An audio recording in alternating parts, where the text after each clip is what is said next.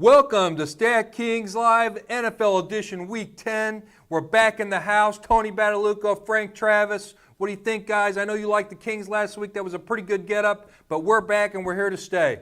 It's good to be back, Tony. Absolutely is. Going into the game last night, Cleveland and the Bengals. Andy Dalton looked absolutely atrocious. A 2 quarterback rating. Historically bad. That's right, a 2 quarterback rating. You have to really work to do something that bad, and he was really bad. What'd you think of the game?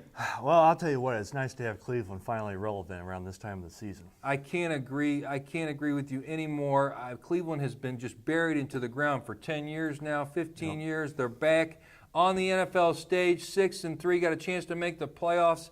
Brian Hoyer should stay the quarterback. I think Johnny should sit the bench until the end of the year for sure. Yeah, you have the Browns. They advanced to 6-3 on the season. Cincinnati 5-3-1 with that tie.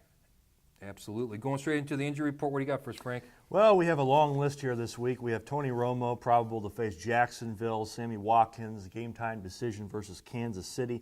Cecil Shorts is probable and should play versus Dallas. Doug Baldwin should start versus the New York Giants on Sunday. Marshawn Lynch should start versus New York Giants on Sunday. Martellus Bennett is questionable but should play at Green Bay, and they're going to need him this week. Monte Ball is likely to play Sunday at Oakland. Wes Welker questionable but should play at Oakland as well. Calvin Johnson will play versus Miami. And finally, Lamar Miller is questionable but should play at Detroit. Let's see if the shoulder holds up. Absolutely. Calvin Johnson back in the fold. Man, it's good to see him back. He's been gone for, what, Really 3, 4, 5 weeks now? Unbelievable. So he should be healed up. He should have a good game this week. Megatron. Going straight into the show, I have going straight into quarterback. I have probably the worst quarterback on the board as far as salary goes, but he could do something this week. That's Mark Butt Fumble Sanchez, 5,200, scroll all the way down. He's playing Carolina. He makes the worst play in NFL history where he knocks himself out on a guy's butt, but that doesn't matter because he's in the Chip Kelly offense now, and Pro Football Focus grades Carolina's defense as a negative 34.1 versus the pass. That's 29th in the league. Sanchez went 15 for 22 last week with 2 TDs and 2 picks. That's an 89.6 quarterback rating. That was versus Houston Texans' 12th rated defense. That was a pretty good game. I still think Sanchez has something. He can throw those slants over the middle. I don't think you have to throw the ball down the field to really succeed in the Chip Kelly offense. Carolina's giving him 31 points on the road this year, and I just feel that Sanchez can move the ball and move the offense, and for 5,200, that's a steal. Yeah, there's been quite a few quarterbacks in Philly over the last few years, so hey, maybe it's Mark Sanchez's time. I want to say before I go into my quarterback pick, there are some buys this week. Some people are calling it humorously the buy-pocalypse. Some of those teams, we have Houston, Indianapolis, Minnesota, New England, San Diego, Washington. So we're going to let you in on some of the plays that will maybe help you avoid the buy-pocalypse. The first of which is Ben Roethlisberger for the Pittsburgh Steelers. He's going up against the lowly New York Jets this week. He's reasonably priced at $15.1K. He's averaging 21.2 fantasy points per game on the StatKings.com site. He's coming fresh off consecutive 6 touchdown games, setting an NFL record for most passing scores into a 2-week period with 12. Very, very impressive. The 24 touchdown passes allowed by the Jets, though, are the 6th most than the next worst defense. Man. So they're just been very bad against the pass this year. However, to be realistically forthcoming here, Big Ben only has 4 touchdowns in 4 road games this season, though I think he is primed for success against Gang Green because of the ultra-favorable matchup. However, if you don't want to go with Big Ben, you think that maybe he's going to revert to his old ways, but at least after his success, you might want to go with some other guys like Carson Palmer versus St. Louis, Matt Ryan at Tampa, Alex Smith maybe at Buffalo. Here's a kind of a sleepy pick here. Michael Vick against Pittsburgh. Maybe might be able to do something there. You have Tony Romo at Jacksonville, or even a Josh McCown on your sleeper alert against Atlanta. Now, there's two other guys that I want to just throw out there. They're high-priced guys, and they're relevant week to week, but I think they're worth mentioning because of the favorable matchups and their successful arms, and that's Peyton Manning at Oakland and Aaron Rodgers versus Chicago. I really like Aaron Rodgers for the weekend. To go back to Big Ben, the Jets have the best run defense in the league, so he's going to have to throw. So he could repeat that success. I like that pick a lot. Thank you. Going into running back, I got Matt Forte, $16,779. He's playing at Green Bay. Pro Football Focus grades Green Bay at a negative 23.5 versus the run. That's 28th in the league. Forte is averaging 8.5 receptions a game over his last 4 games. That's really impressive.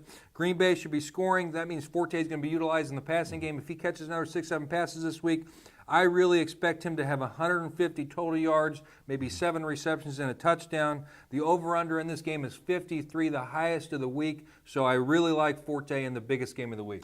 You know what? Forte has demonstrated some success against Green Bay in the past, and Green Bay has not been very good against the run this year, so that might bode well for Forte. I chose Ronnie Hillman of the Denver Broncos this week going up against the Oakland Raiders. He's priced at $9.5K. I understand Monte Ball's back in action, but I fully expect Ronnie Hillman to receive the bulk of the carries. I have to say that he's gracefully trotted en route to definitively stealing the leading Bronco back role that many people thought would go to Monte Ball, but I'll tell you what, the Raiders, again, have not been very good against the run or really against the pass. Just on defensively, they've just been horrible this year. So I think that Hillman will post some great success against the Raiders this week. And what I also like about Hillman is his PPR value. He can also go out of the backfield and catch passes from Peyton Manning, which makes him a special value. But there's other tailbacks that I think do provide some prominence this week when it comes to value, and that's Andre Ellington versus St. Louis, Bobby Rainey opposite Atlanta, as you mentioned, Matt Forte at Green Bay, Mark Ingram against San Fran, perhaps. Maybe you can continue the 2-touchdown performance he had last week against Carolina. You have DeMarco Murray, though you're going to have to pay a little bit to get him. Certainly. On the top of the Stackings.com site, at least for running backs. And then you have an elusive sleeper here in Week 10, Denard Robinson against Dallas. He is up for the inviting price of $5.2K. Might be worth a pick there. Denard Robinson, been really good lately. I've been impressed with him the last 3-4 weeks. He's the big feature back there. That's a good price for him. He's been doing it quietly, too. Absolutely. One thing about Mark Ingram that I like is Kyrie Robinson and Pierre Thomas probably won't play this week, which means he'll be the lone back at home. He could be a good price, too. Going into wide receiver, I have Jordy Nelson, $13,247 versus Chicago at home. This is the week to pick Jordy. I'll tell you why. Pro Football Focus grades Chicago's pass defense as a negative 28.9. That's 26th in the league. Jordy had 3 receptions and 25 yards last week at New Orleans. He's a much better play at home. This year at home, he's averaging 118 yards and 1 TD in 3 home games. He's had 1 TD. That's 3 TDs in 3 home games and 118 yards. That's really impressive numbers. He's at home this week. Again, the over-under in this game is 53, and I expect Jordy Nelson, 7 receptions, 100-plus yards, and 1-plus TDs. I think he's going to have a huge game, and I love him this week. You know, I had Green Bay's number 2, Randall Cobb, as one of my alternative plays, but let me first go into my pick of the week at wide receiver in terms of value, and this one might surprise some people.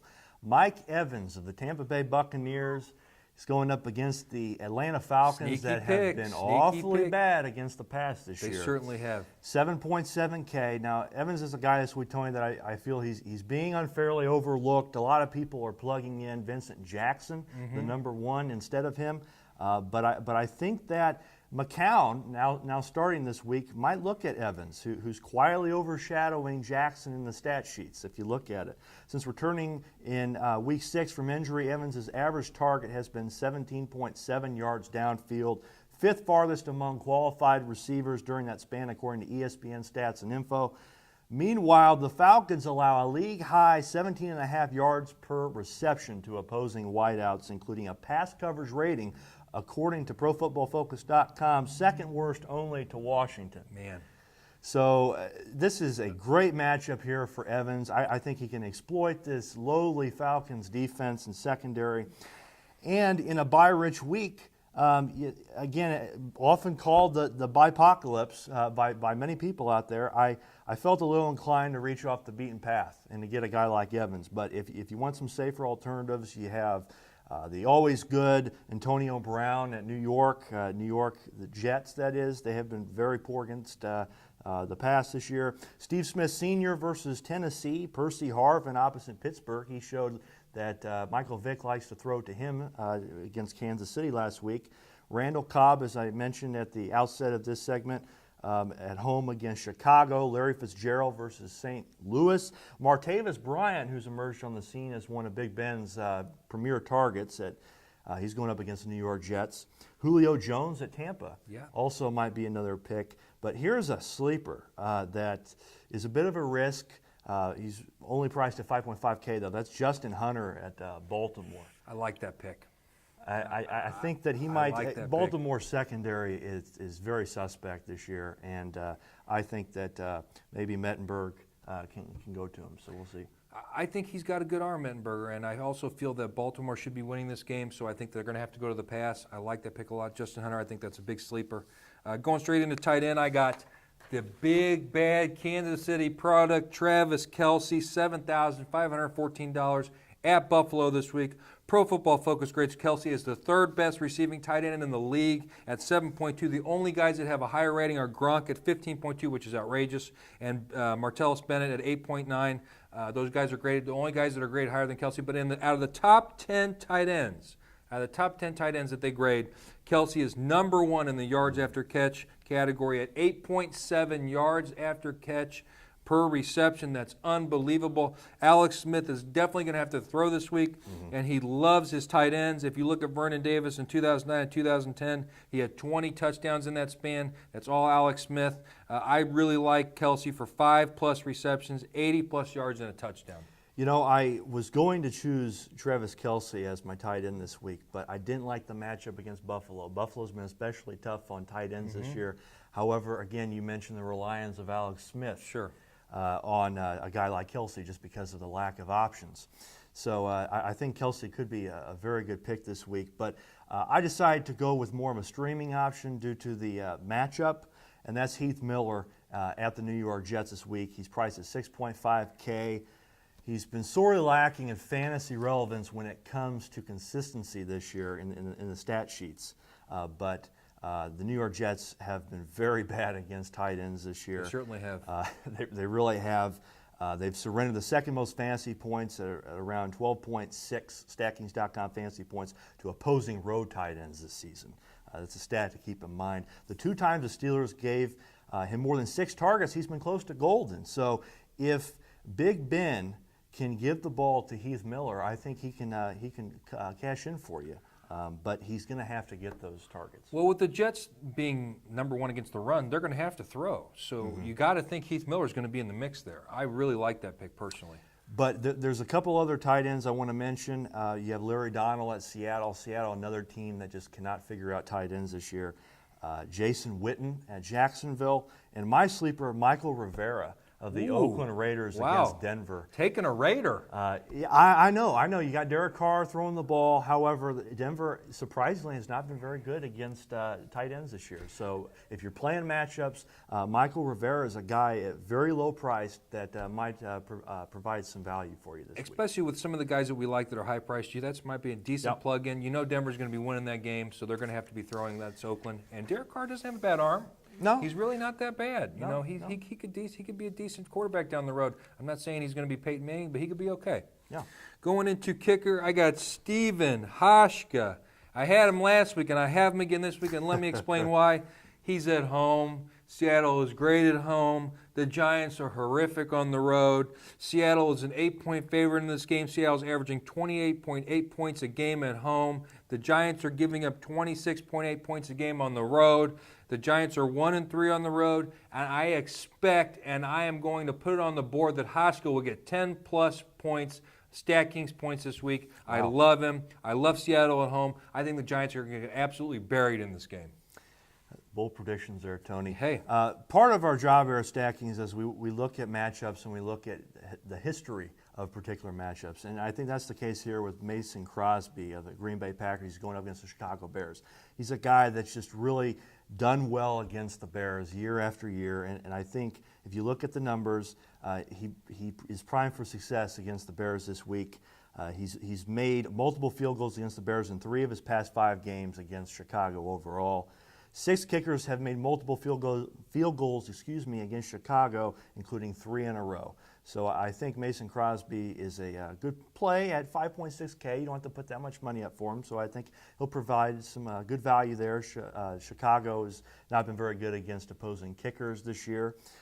But if history isn't your cup of tea, you might want to look at a couple other streaming options, such as Brandon McManus at Oakland. There's going to be points scored in that game, even if it's on sheer extra points. Brandon McManus could rack up some points in the fantasy sports column on StackingS.com this week. And finally, Dan Bailey at Jacksonville. He's been consistently good this year, and the matchup's certainly there.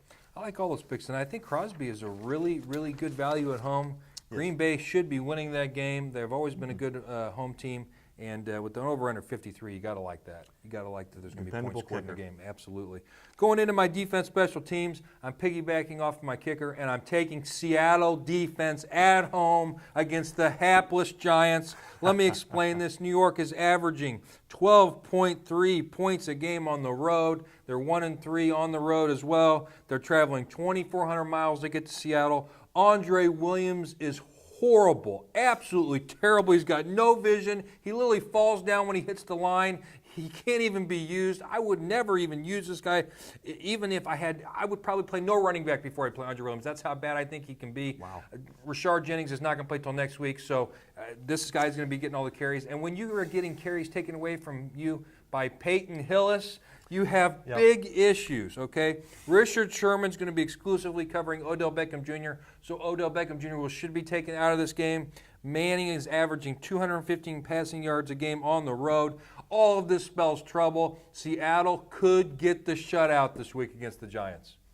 Yeah, I think you have something there, Tony. I think you're on to something there. I am. I chose the Arizona Cardinals versus the St. Louis Rams. The Cardinals have been fairly inconsistent this year, and more than half of its fantasy points have come in just 2 games. So they're a good streaming option. They don't have the track record, though, if you want to go back and look at this entire 2014 season. However, it's difficult to overlook a favorably welcoming home matchup against Austin Davis and the Rams, who's very turnover prone. I expect the Cardinals to put up some points for you this week. After 9 weeks, opposing defenses have combined to score almost 13 fantasy points per game when facing St. Louis. Man. But there are some other options in this bipocalypse of Week 10. There are Baltimore, there's Kansas City, there's Dallas, and as you mentioned, Seattle is another good one. Those are defenses that are paired well with their counterparts. I like Kansas City playing on the road against a really bad Buffalo offense. No Fred Jackson, so they could do well. I like that pick It looks like Kansas City's finally getting a groove. I think they are. They're starting to play with some chemistry, and I like to see that.